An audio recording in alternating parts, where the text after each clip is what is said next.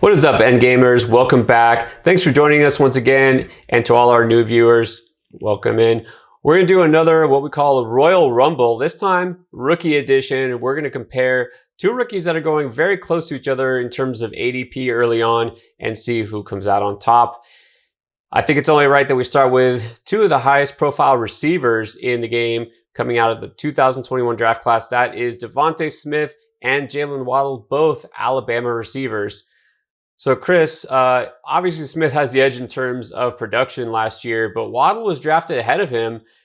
Landing spot might make a difference. There's a lot of question marks between this Philadelphia offense and the Miami offense. So what's your take right now as far as which receiver you think will actually be better as a pro? Yeah, I like them both, but I lean a little bit towards Devonta Smith simply because of where he landed versus Waddle. Now, I know the Eagles offense was really bad last year, but I'm actually high on the Eagles offense heading into 2021. The offensive line should be better. Jalen Hurts, I think, will be better. Instead of, you got to think, he wasn't very good passing last year, but he was thrown into the starter's role in like week 13 behind an offensive line that was completely decimated. With a full offseason and a healthy offensive line, I think he'll be better. I just think Smith is going to get a lot more targets and opportunities than Jaylen Waddle. I think Jaylen, you look at Jaylen Waddle, they brought in Will Fuller. They still have Devonta Parker.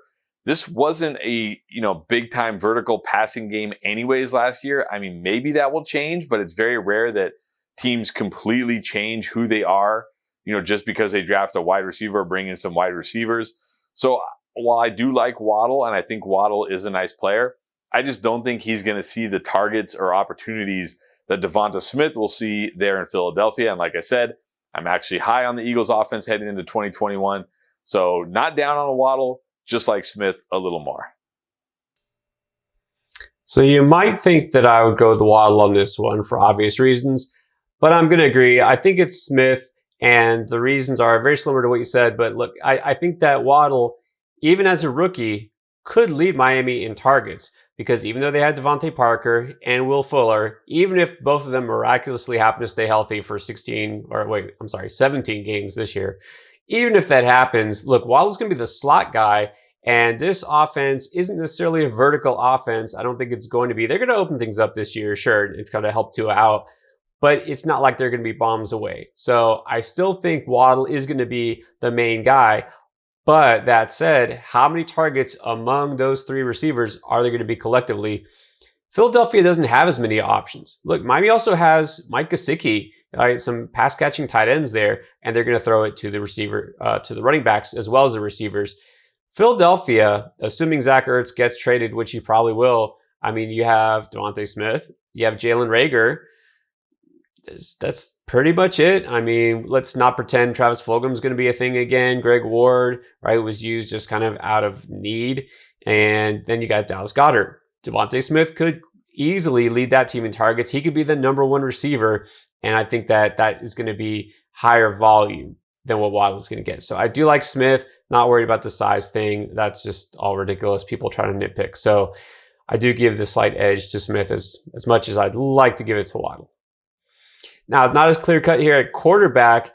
It's pretty clear that Trevor Lawrence is the number one guy, okay? So let's move then right after him. You have Justin Fields, who fell a little bit farther than some people thought he would, and Trey Lance. Trey Lance looks to be in the better situation, but some people think Fields is the better prospect.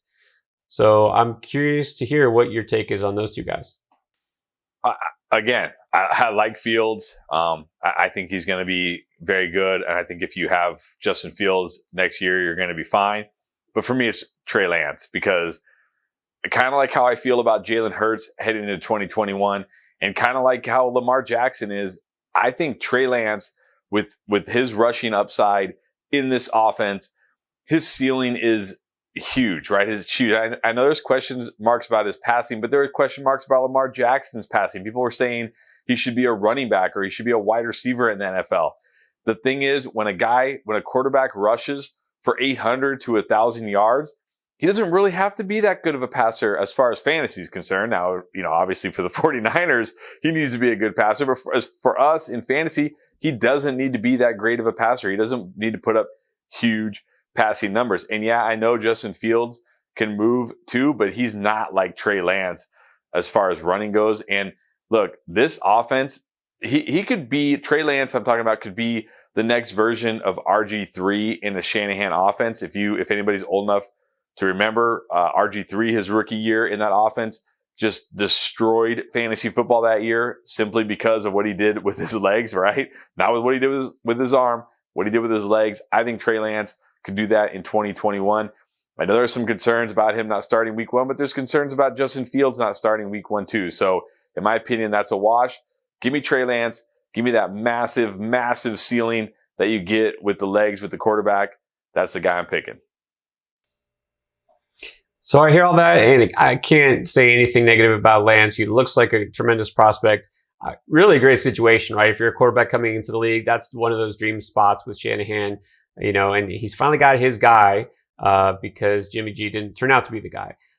But I will say I'm giving the edge to Fields. I really think Fields should have been the second quarterback taken in this class. I don't understand all the little things that people are trying to find to knock him on. But Trey Lance barely played, really. Didn't play at all last year in college. Fields did, took his team to the championship, looked pretty good throughout the season. He's going to be more pro ready. He's got the athleticism, just like Lance does. He's got the arm, and he's done it against the best competition. I'm not saying Lance can't do it, but I'm just saying there's probably going to be a little bit more of a learning curve. And I also think that the weapons are pretty comparable. Obviously, Fields has Allen Robinson, so he's got the best target between the two of them. And so I really think that I like Fields both in redraft and in dynasty. I think he could be a franchise quarterback because, the Bears are really pinning their hopes on him. Lance is going to have to fit into that system, right? He's going to have a lot to learn, a lot thrown at him. And that's a little bit more of a balanced attack. I feel like Fields is just going to be given the reins and say, here you go, do your thing. And I think he'll meet the challenge. So that's where I'm leading, at least right now. And then let's end it with another pair of receivers here. Elijah Moore, Rondale Moore. It could have gone either way as far as who was drafted first. A lot of people were talking about Elijah Moore being the number 4 receiver off the board after Chase and the two guys we already talked about. Didn't happen that way, and he wound up with the Jets. Rondale Moore wound up with the Cardinals, which sounds like slam dunk victory for him as being the better target, especially in redraft, but it might not be that simple. Chris, how do you see it?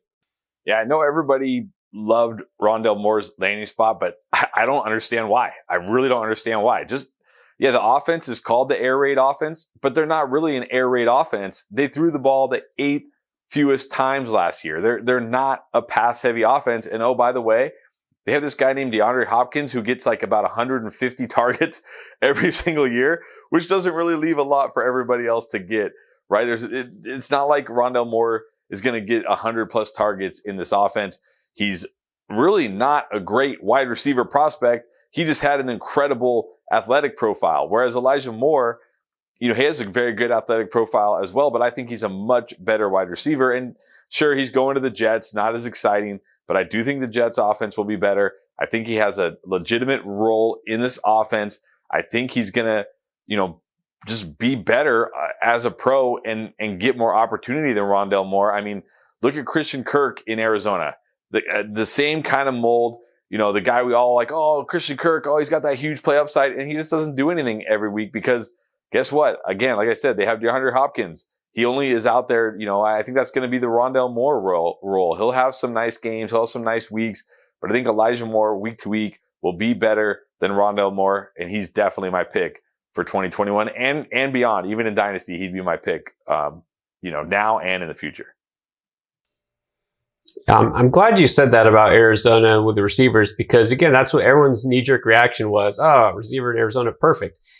Okay, how's that worked out? The last couple of years, everyone really thinks it's just got to be a recipe for success. Okay, but look, Christian Kirk, Andy Isabella, right? All these receivers going there, you think they're going to be these fantasy studs, people drafting them way too early in rookie drafts, and not much happens, right? You'll have a good game here and there, but that's it. So, the best case scenario for Rondale Moore is he's the number 2 target behind DeAndre Hopkins. But the worst thing for him is that he will always be at the very best the number 2 target behind DeAndre Hopkins. And that is not a team that passes as much as people think. So everything you said is right on the head. But also Elijah Moore, look, before anything even happened in the draft, anybody who watched what we talked about as far as these rookie receivers, we talked about our top 10 rookie rankings before the draft. And you know that I had Elijah Moore really high, well above Rondale Moore. Rondale Moore looks great. He's got the athleticism, but had some issues with double clutching the ball and in dropping the ball, losing focus. Elijah Moore had no such problem. With the ball in his hand, he can take off just as fast as Rondale Moore. And he can be the number one target in New York very easily. I'm pretty sure Jamison Crowder's not going to be around much longer. I think Elijah Moore could be the number one guy there. And so I'm going to prefer him just like I preferred him before the draft, just because he went to the Jets and Rondale Moore's with the Cardinals. That does not change my mind. If anything, it kind of just reinforces that I have Elijah Moore higher as well. All right, that does it for the Rookie Royal Rumble. We'll be back with more of these. We know you love them. We're going to do ADP throwdowns all off season long to get you ready for draft day in 2021. All right, thanks for watching.